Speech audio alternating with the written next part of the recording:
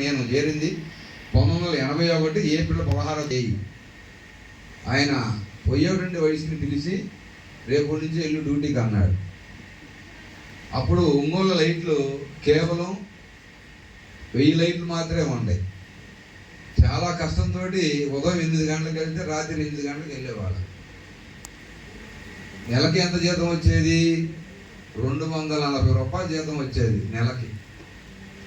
240 రూపాయలు అంటే రోజుకి 8 రూపాయలు కూలికి చేరాను నేను ఈ మున్సిపాలిటీలో.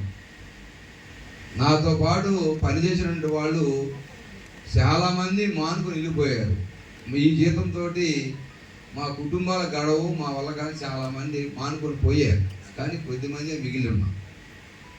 అలా సంవత్సరానికి ఎంత జీతం పెరిగేది? మాకు ₹2.50 జీతం పెరిగింది. ఒక సంవత్సరానికి ₹2.50 జీతం పెరిగేది. ఆ జీతంతోనే నా తల్లిదండ్రులు కూడా కష్టజీవులు. నేను కష్టంతో పైకి వచ్చాను.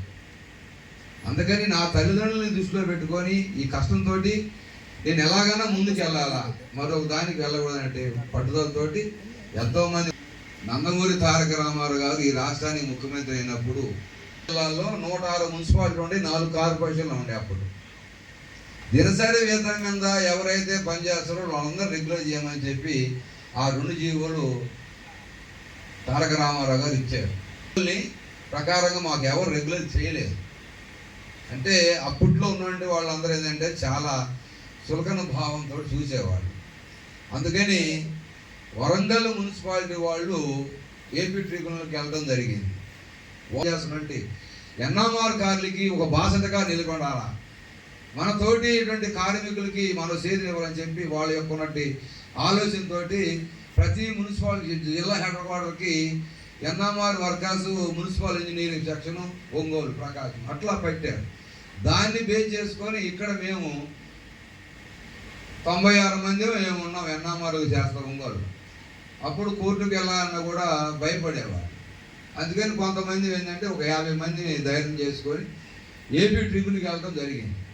దానిలో రెగ్యులర్ చేయమని వచ్చారు. అప్పుడు బేసిక్ అంతా 74. అంతా బాగుంది. అల్లం నోట్లో చిన్నట్టుగా మాకు ఇచ్చినటువంటి ప్రొసీడింగ్స్లో అప్పుడు ఆ టైంలో మున్సిపాలిటీలో వేకెన్సీలు ఖాళీలు లేవు.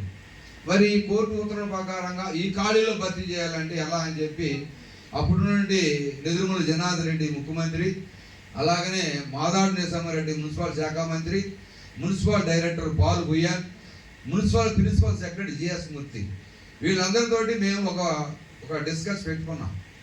మీరు ఈ విధంగా అయితే చాలా లాస్ అయిపోతాము, సర్వీస్ కూడా ఇప్పటికి చాలా లాస్ అయిపోయిందని చెప్పండి, ఆలోచన చేయమంటే చూద్దాం అని చెప్పి దాటిపోయారు. గవర్నమెంట్ మారిపోయింది. అట్లా 43 సంవత్సరాలు రావడానికి కారణం ఏంటంటే 7 సంవత్సరాలు నేను ఎన్ఆర్ఆర్ చేశాను. రెగ్యులర్ సర్వీస్ వచ్చేసరికి నాకు 36 సంవత్సరాలు వస్తుంది. అంటే మిక్స్ చేసాం కాబట్టి 47 వచ్చింది. అయితే ఈ సూపర్వైజర్ పోస్టులో ఉన్నటువంటి యొక్క సారాంశం ఏంటంటే నీవు బతికున్నంత వరకే ఆ పోస్టు చేశారు. ఎందుకంటే నేను ఎప్పుడు వచ్చి అడిగినా కూడా జంక్షన్లో లైట్లు కావాలన్నా కొంచెం పెద్ద లైట్లు వేయించండి అంటే చిన్న లైట్లు తీపిచ్చేసి పెద్ద లైట్లు వేయించాడు. ఎప్పుడు వచ్చినా కూడా నీకేం కావాలో చెప్పు అని అడుగుతాడే కానీ వచ్చాడు నేను ఏం లేవు అని చెప్పేవాడు కాదు. ఎప్పుడు చూసినా మీకు పెద్ద లైట్లు ఎన్ని కావాలి, ఏ జంక్షన్లో పెట్టించుకోండి బాగుంటుంది. రామ్నగర్ కానీ అన్నవరపాడులో కానీ అన్నీ బాగా చేశారు. అందరూ కూడా ఇప్పుడు అన్న చెప్పినట్టు లైట్లు, వాటరు, ఏదైనా అన్నీ బాగుంటేనే మనకి మంచి పేరు వస్తుంది. ఆ మంచి పేరు ఇలా చేస్తేనే మంచి పేరు మాకు వస్తుంది, అలాగే సార్ వాళ్ళకి కూడా మంచి పేరు వస్తుంది. ఇది ఇంత అన్నయ్య తొందరగా రిటైర్డ్ అవుతారు అనుకోలేదు. మాకు ఇంకా కొన్ని చెయ్యాలి,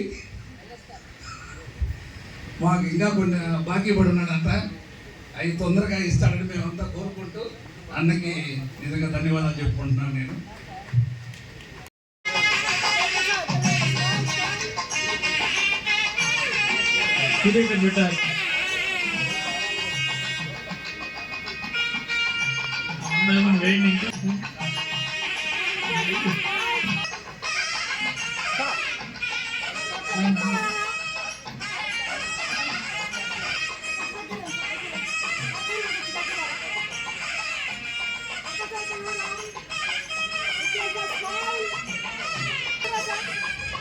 అన్ని చేసిన వారికి నిలబడండి. చాలు sir.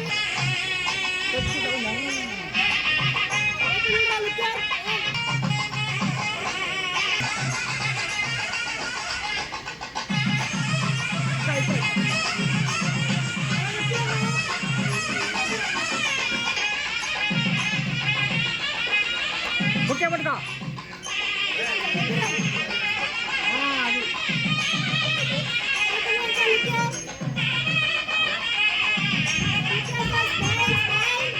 Next music Balakrishna stage మీద రావాలి.